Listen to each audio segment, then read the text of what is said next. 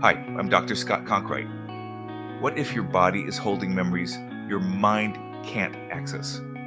Hi, I'm Dr. Scott Conkright. Welcome to the Meaningful Happiness Podcast.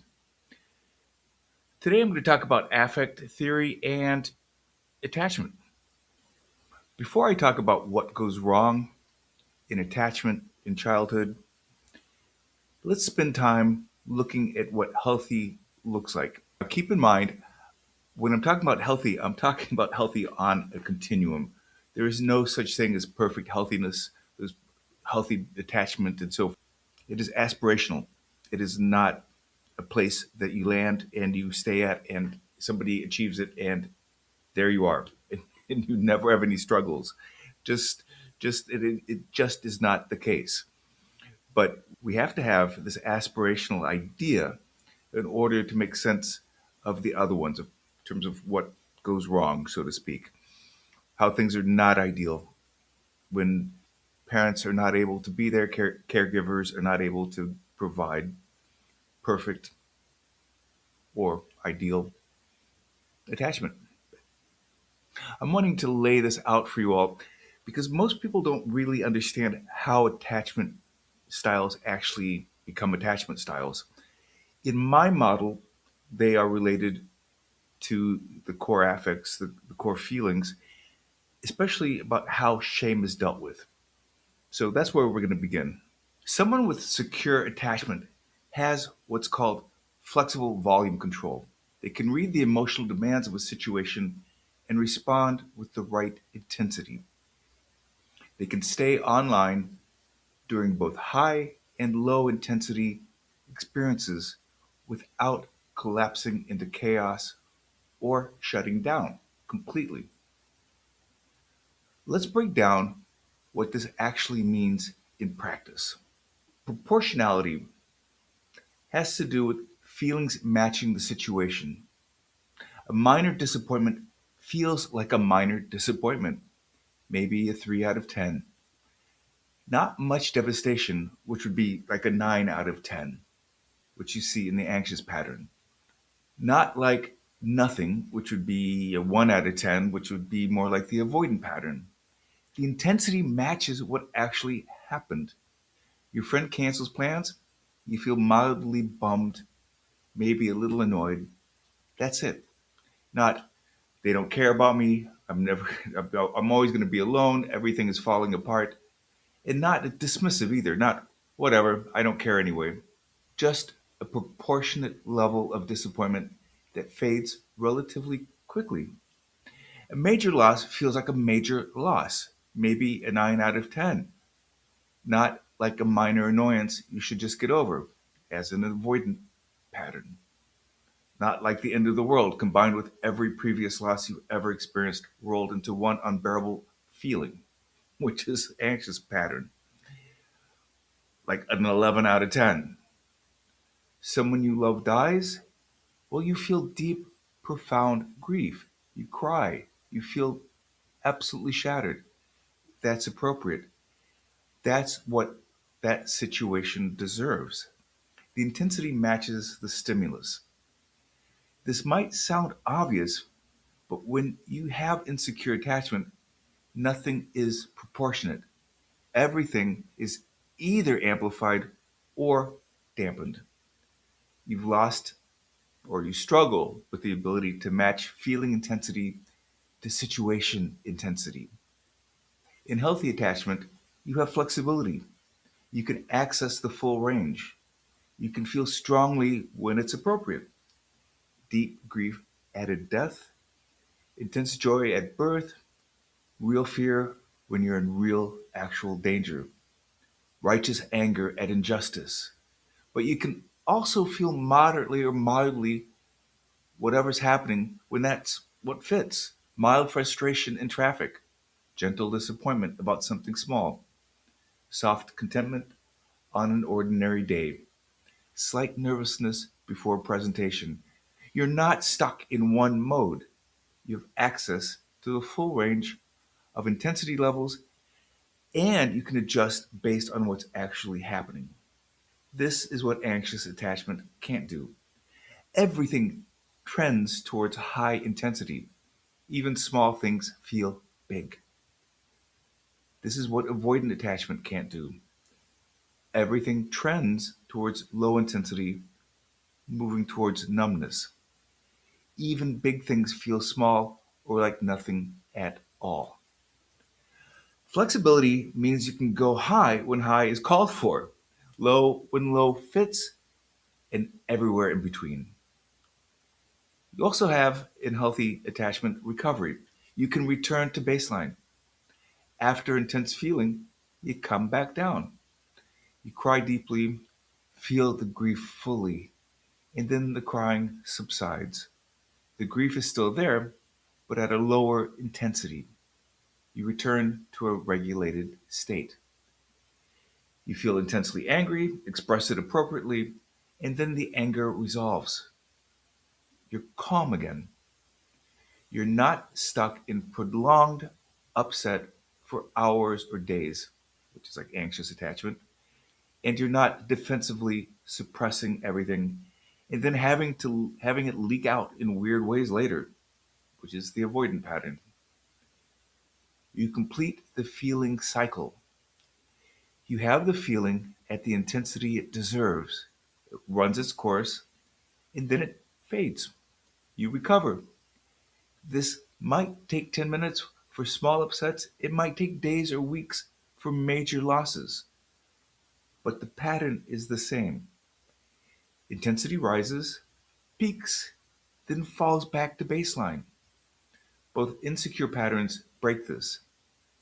Anxious attachment struggles to recover. Feelings stay too high for way too long.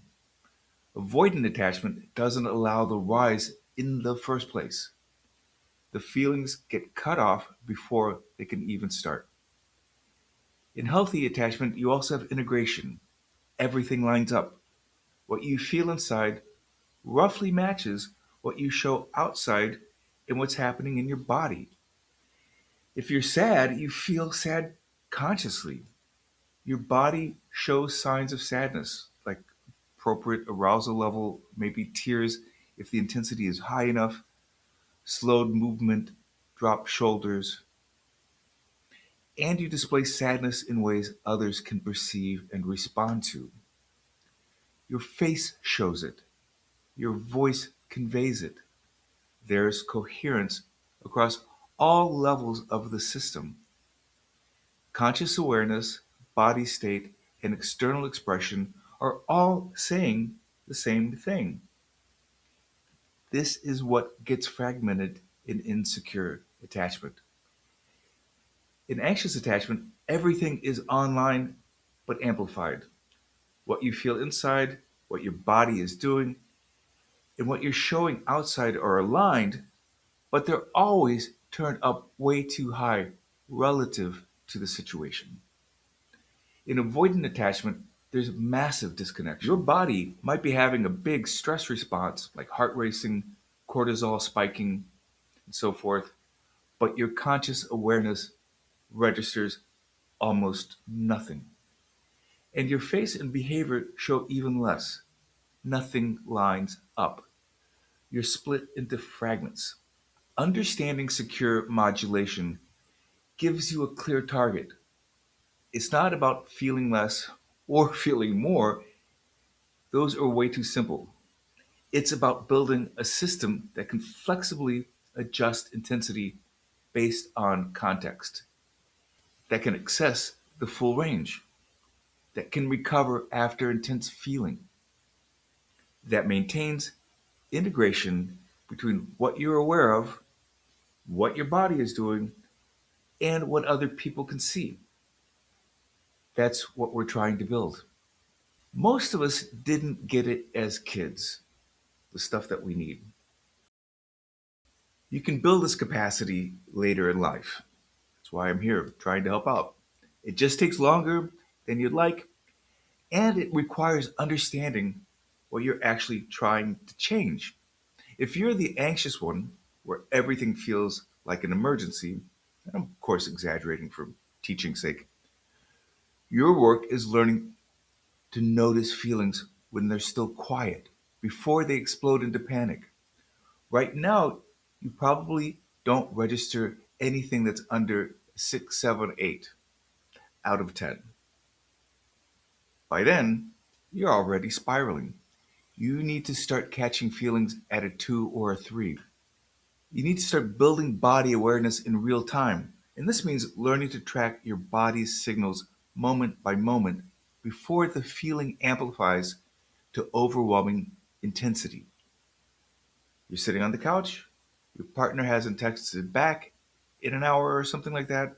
Instead of waiting until you're in full panic with your heart pounding and your mind racing, already composing the fourth "Are you okay?" text, you practice catching the very first body signals.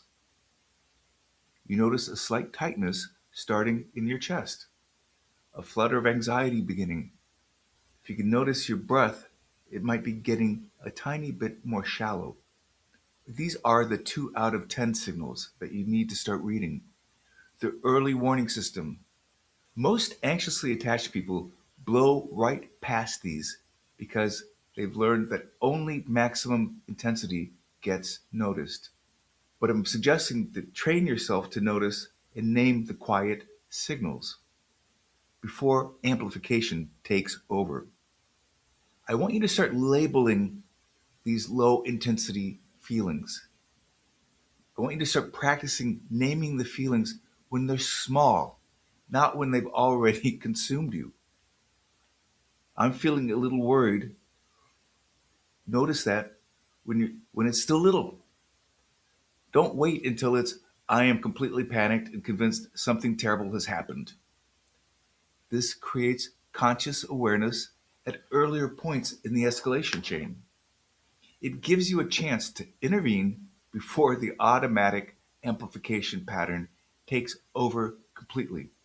You're also going to be building tolerance for small amounts of uncertainty or separation without immediately seeking reassurance. Can you stay with, I wonder if they're okay, at 3 out of 10 for 5 minutes without texting?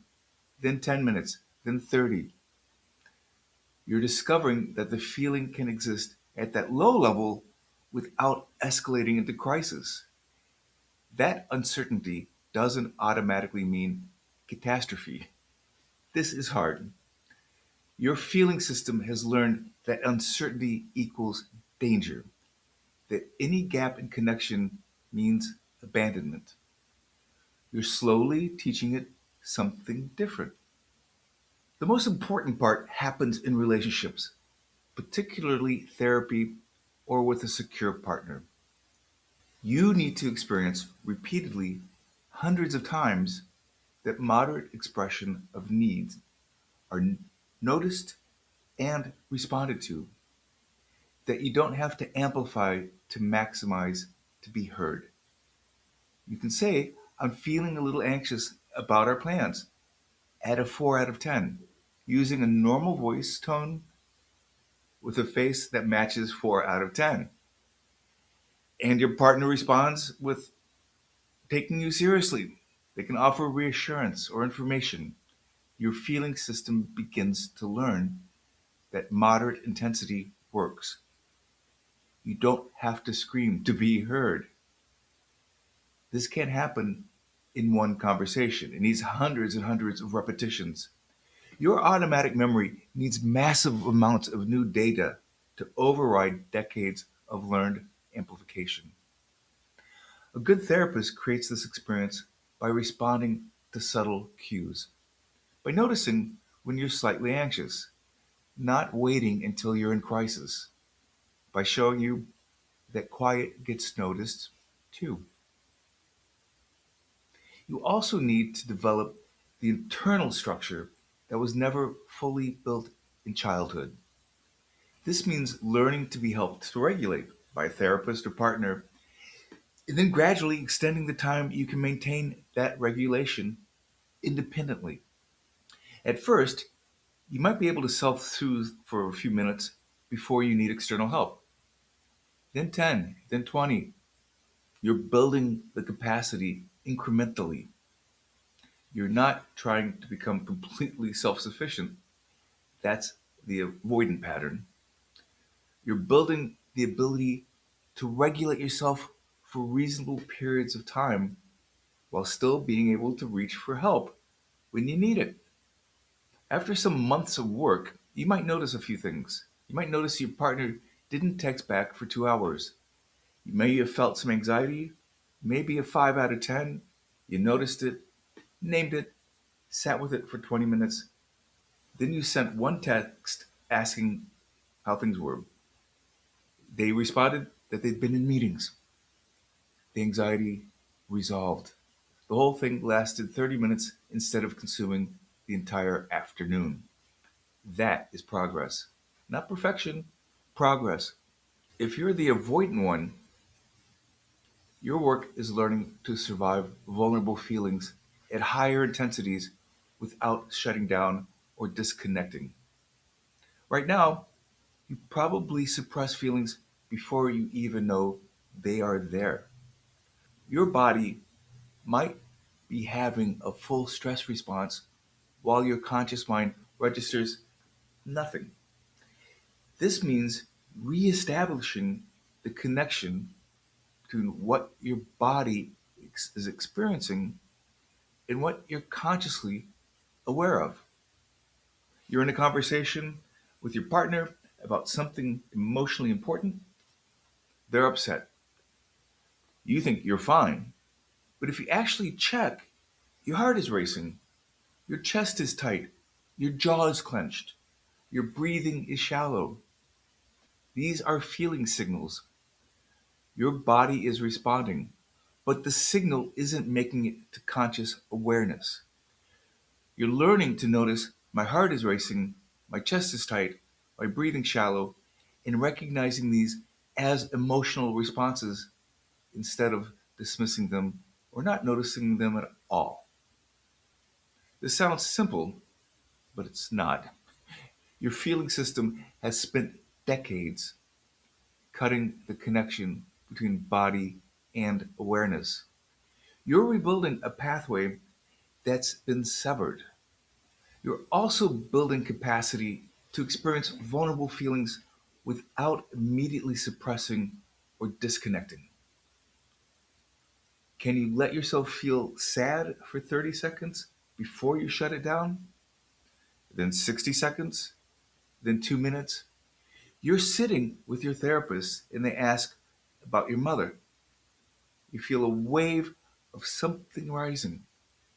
Normally, you'd immediately intellectualize, change the subject, or go numb. Now you're trying to stay with it. 30 seconds feels like forever.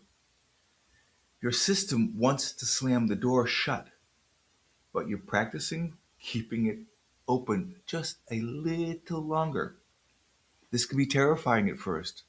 Vulnerable feelings have been linked with danger for so long that your feeling system treats them as actual threats. So you are slowly teaching it that they won't destroy you. You're also learning to identify feelings that exist in your body but not in your conscious awareness. A good therapist might say, I notice you just clenched your jaw and your eyes got wet when you mentioned your ex. What are you feeling right now? And you might say, nothing, I'm fine, may change the subject, and so forth. But if you do that, the therapist might say, your body doesn't look fine. Your jaw is tight. Your breathing is faster. There's moisture in your eyes. Something's happening. You're learning to connect these physical signs to emotional content. You might say, oh, I guess I'm sad. I didn't realize I was sad. But yeah, I think that's sadness. This needs to happen thousands of times. Each time you're building a bridge between body signals and conscious feeling labels. The most important work happens through experiencing repeatedly, hundreds of times, that vulnerability doesn't get you rejected. You share something vulnerable, you admit you're hurt or scared or sad. And instead of your partner or friends pulling away or seeming annoyed, which is probably what happened in childhood, They move towards you. They offer care and comfort. Your feeling system begins to learn something that showing vulnerable feelings brings connection, not rejection. This can't happen in one conversation. Your automatic memory reads massive amounts of new data. You need hundreds of experiences of I showed vulnerability and it was okay. They didn't leave. They cared more, not less. A good therapist creates this by meeting every expression of vulnerability, every expression of vulnerable feeling with warmth and interest, never with dismissal or minimization. Over time, you learn it's safe. A secure partner does the same thing. They don't punish you for having feelings. They appreciate when you share them. They move closer, not away. You're also building coherence between internal experience, external expression, and physical reality. Learning what you feel, what you show, and what your body is doing can all match instead of being split apart. Right now, you might be experiencing this body at high stress, like heart racing, conscious awareness, which is much lower. You think you're fine or more fine than you are. And your external expression may not show the reality of what's really happening. Integration means that the body shows stress, you become aware that you're anxious, your face shows that, shows some of the anxiety, and your partner can see it and respond. And they're lined up. No more fragmentation. After a fair amount of work in therapy, you might notice that your partner could be upset about something you did, and you had the familiar urge to go numb or to disconnect. But you stay present. It felt uncomfortable, maybe a little scary, a little worried that you might lose them, and you definitely wanted to run. But you stayed. You stayed with the feeling. You didn't leave. They were just upset about that specific thing, and it got resolved. You felt relief. And the whole conversation lasted 10 minutes, and afterwards, you felt closer to them instead of more alone. That is a lot of progress. Real, hard won progress. I'm going to be straight with you. This is slow work. Recognizing the patterns takes time. Catching it in the moment sometimes takes months to learn. Choosing differently takes a long time to learn that. New patterns that you can start having in relationships, new scripts, takes longer. Deep change in how your nervous system operates, that takes a lot of time. This is in no way meant to discourage you, I promise you. It's meant to set realistic expectations. You're rebuilding something that should have been constructed in childhood, but wasn't. You're reprogramming automatic responses that have been running for decades. You're retraining your entire feeling system. That takes time. It takes patience. It takes thousands of repetitions of new experiences. But it is truly possible. People do this. You can do this. I've been doing it for 35 years with patients. You just need to understand what you're building and commit to the long, often very frustrating work of rebuilding your emotional operating system from scratch almost. Every culture has rules about when and how feelings should be expressed. Researchers in my field call these display rules. It's okay to cry at funerals, but not at business meetings. Enthusiasm should be shown, but not to embarrassing excess. Anger might be acceptable in some contexts, but not in others. You learn these growing up, and you figure out the social game. But here's what matters for attachment. In your early relationships, you learn something more fundamental. You learned which feelings were welcomed and which created problems. In secure attachment, most of your feelings were acceptable to express. Your caregivers could handle the full range: happy, sad, scared, angry, excited, so forth. They didn't need you to manage your feelings to make them comfortable. You learned to organize expression based on the context, inside voice versus outside voice. It's a good one to learn. The kind of enthusiasm that's okay at home might be too much at a restaurant. That makes sense. But in healthy attachment, you didn't learn that entire categories of feelings were forbidden. They were forbidden. You didn't learn that sadness pushes people away or that excitement annoys people. You developed authentic expression that calibrates to social context, not defensive suppression. If your feelings were sometimes welcomed but inconsistently, you experienced something confusing. You reached out and sometimes got a response, sometimes got ignored. The adaptive solution your feeling system came up with was to make everything louder, which is the anxious attachment style. Make your feelings so obvious they can't be missed. Subtle expressions got overlooked, so everything had to be maximized and amplified. Facial expressions became exaggerated at times, voice tone heightened, body display of feeling magnified. I want to make clear that I am exaggerating right now. Most people are not on the extreme end of anxious attachment or avoidant attachment. I'm pushing these examples to the extreme. Most most most of all of us, me included, are somewhere in the middle. And also, I want to be clear, some of us learned to use both. But we realized sometimes avoidant worked, sometimes anxious worked. Just try to give you an idea of like how this works growing up and how it's currently present in your life. What I'm really trying to show is that it isn't performance or manipulation. It isn't conscious.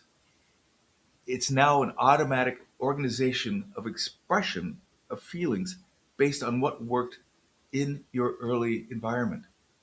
As an anxious adult, you might be described as wearing your feelings on your sleeve, or very emotional, or dramatic. These are descriptions of an expression pattern you learned in childhood, and you can't really see yourself executing. They just happen. They just happen.